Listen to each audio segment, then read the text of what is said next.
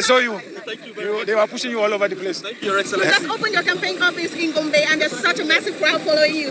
What does this mean for the chances of the PDP? In fact, the opening is a side issue.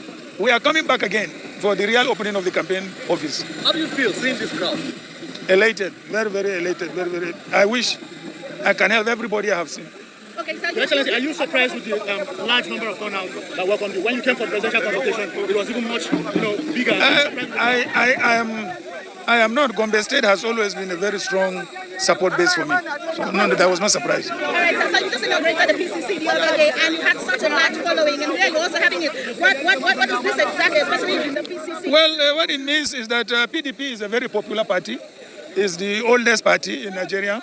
We might have made mistakes in the past, and we have realized we made mistakes, and we are ready to correct those mistakes. And we believe Nigerians will trust us because they have seen our performance before, and they can compare our performance and the performance of our opponents. So I think that's what we... Question, sir. You're making a lot of efforts at unifying the country, unifying the party. You have been called Mr. Unifier by most of the people here. I mean, what more efforts are you making to ensure that the party is held together? I am still talking to agreed members of the party, and I believe at the end of the day we are going to get united.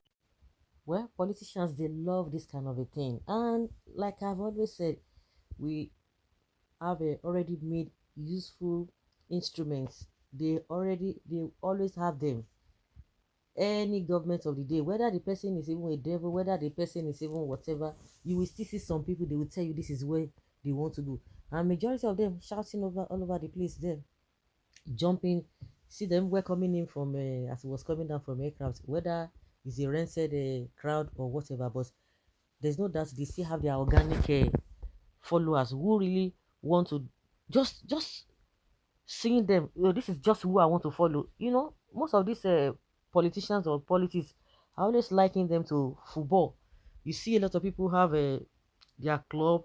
Some will tell you that they support Man U, they support Arsenal, support all manner of whatever clubs. And at the end of the day, people fight, people take bets on top of all these people. They don't even know them. Some people sell their houses, some people take bets, some people just fight themselves because of all these footballers. And these guys are cashing out. They don't even know them. And they take it to heart. And that is the way I see all these politics or the politicians, the way some people just support them. They have not seen them. Even when they are making some policies or they have caused problem for them in their life, they don't even care. I just want to belong. Or maybe it's the case of I just want to belong to this particular group. I want to follow this person no matter what the person does. Follow or be loyal to a force. So it is no big deal. And when Atiku was asked, he said, yeah, he felt so happy, elated. Yes, that's what they always say. He was even asking somebody, they were pushing you. They didn't, this guy is it's always like that. And the problem is if we don't have a strong system and somebody who is going to correct it.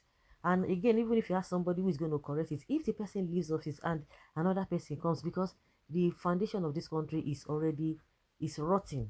If I may use that word, it's rotting.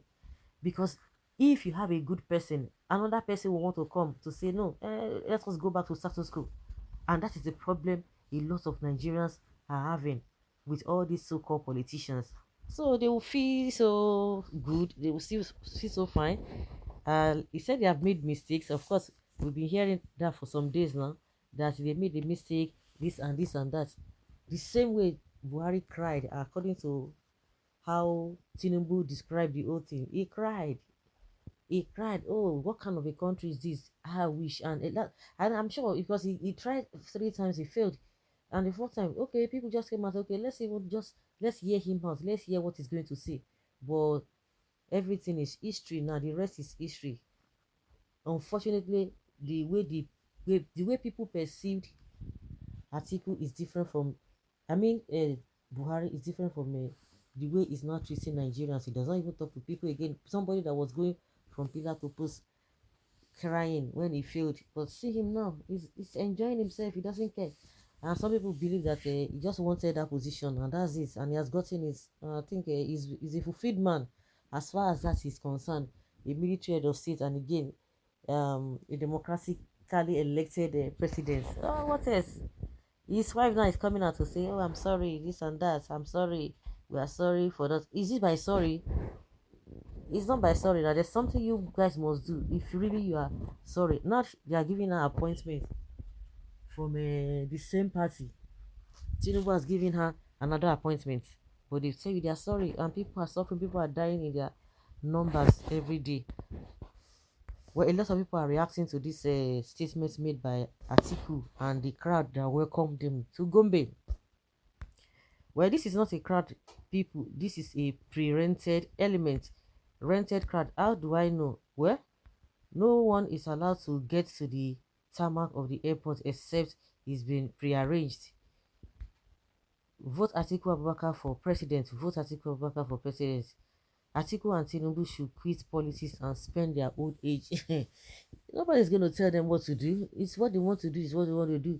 You can't tell them not to vie for any position or not to continue with, even after they have already been picked by their parties. So you have no right to tell them to go and rest. So also they cannot force you to vote for them. I think you have your own rights, they have their own rights. So whose right is going to prevail at the end of the day? That is where the question lies. Our northern youth are the problem. They will be the ones to derail the movements happening in Nigeria. Willing, prepared, ready for the election, Atiku is just warming up, oiling the campaign too for the task ahead. Nigeria, we don't see your bow. We don't see your bow. No be sponsored. Whether they rented it or they don't rented it, but all I believe is that there are some people who do not know these guys, but they still just want them. Just like, okay, I want to belong to this party, I want to belong to this group. And now with the rain, they just fight and they will go back with empty stomach. They will go back with all manner of vices troubling this country. And that's it. All these ones, the so-called politicians, will come, they will make promises, empty ones at that. They will make empty promises like that, and life moves on. If they get to power and they don't do what they have promised, they don't fulfill their promises, everyone will not for nothing. Not only shout, you go shout, they don't enter. So we are experiencing now. The situation in this country is just so pathetic. Really, really, really pathetic. You see all of them coming out. How many people are they going to pay? And somebody say, who is going to have a opportunity to get to that tarmac? If not, they pre-arrange it.